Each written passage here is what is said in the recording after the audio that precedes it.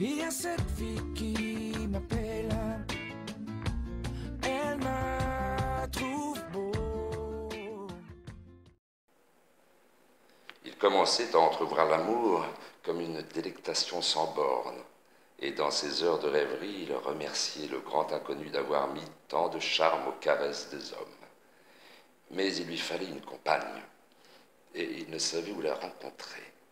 Sur le conseil d'un ami, il se rendit aux Folies Bergères. Il en vit là un assortiment complet. Or, il se trouva fort perplexe pour décider entre elles, car les désirs de son cœur étaient faits surtout d'élan poétique, et la poésie ne paraissait pas être le fort des demoiselles aux yeux charbonnés, qui lui jetaient de troublants sourires avec l'émail de leurs fausses dents. Enfin, son choix s'arrête sur une jeune débutante qui paraissait pauvre et timide, et dont le regard triste semblait annoncer une nature assez facilement poétisable. Il lui donna rendez-vous pour le lendemain, 9 heures, à la gare Saint-Lazare. Elle n'y vint pas, mais elle eut la délicatesse d'envoyer une amie à sa place.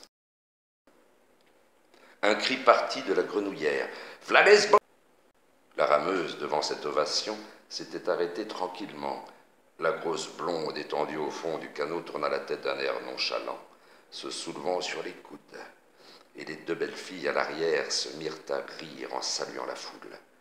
Alors la vocifération redoubla, faisant trembler l'établissement flottant. Les hommes levaient leurs chapeaux et les femmes agitaient leurs mouchoirs, et toutes les voix aiguës ou graves criaient ensemble « Lesbos !»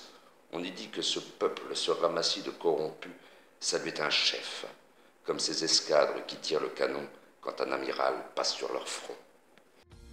Au bord de l'eau, je passe des heures